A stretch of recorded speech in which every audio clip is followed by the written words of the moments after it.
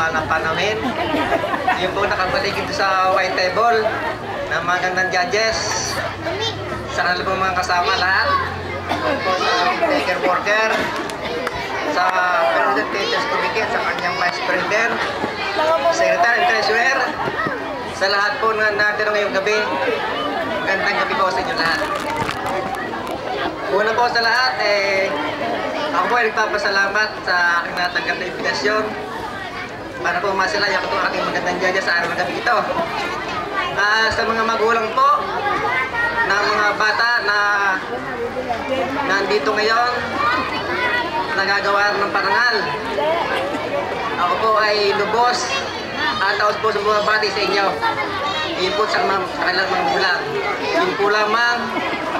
Magandang ngayon po at muli po yung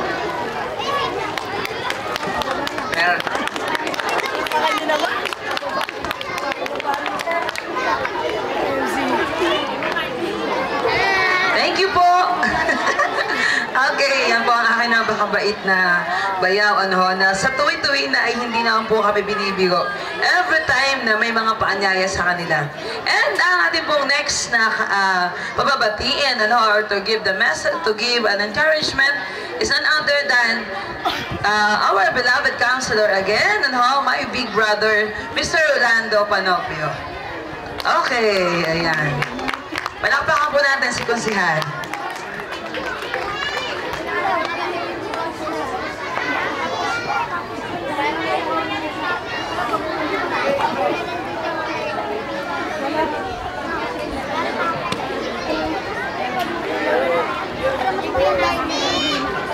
Hello. Isa pong magandang gabi sa inyo lahat.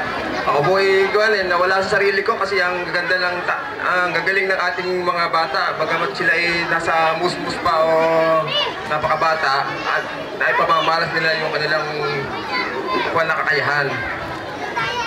Ako po ay nagpapasalamat sa gabing ito at sa mga magulang na mga batang nandito sa kanilang matiyagang pagsuporta sa kanilang mga anak, sa daycare center, sa aking sa mga teacher, sa mga panauhin, pandangal ngayong gabi ito, sa mga judges. Kasi kung walang judges, baka hindi matapos yung ganitong okasyon. At hindi malalaman kung sino talaga ang magaling. At lahat naman po ay magaling, pero meron talagang magaling na magaling. Lubos po ako nagpapasalamat at lubos na nagagalak at ako'y naging kabahagi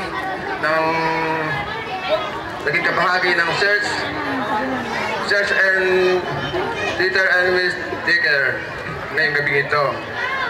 Ang aking pulang lubos na mensahe sa mga magulang ng mga batang ito, sana po kahit mahirap po yung ating buhay, kasi po ito ay nag-uumpisa na po sila, nagpapakita po ng kanilang mga talent upang mahubog ang kanilang kaisipan para sa kanilang mga pangarap sa buhay. Ngayon po, ang pinaka-mahalaga po sa ating buhay ay magkameron po tayo ng edukasyon. Sana po ina-encourage ko po ang mga magulang, bagamat mahirap ang ating buhay, sana po patuloy niyo pong igapang ang inyong mga anak, pagkat yan po ang magiging silbi nating mga kuwan. Kung wala man tayong pera, may pamana sa ating mga anak. Ito po ay talagang napakabisa pong pamana natin, pagkat hindi po ito makukuha na kahit na sino paman. Ito po ay nakatalim sa ating kaisipan, sa kaisipan ng ating mga anak. At iyan po ay dadalhin po nila hanggang sa kanilang tuktok ng kanilang tagumpay.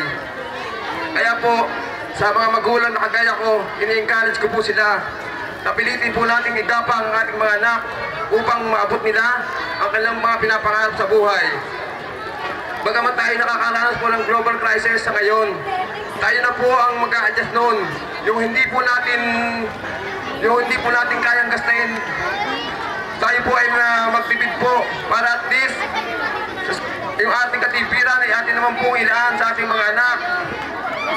Para pagdating po nila sa punto na sila nag-aaral, meron po tayong madudukot at may susuporta sa pangangailangan nila. Yan po lamang po at marami pong salamat sa inyong lahat. Magandang gabi po sa inyong lahat.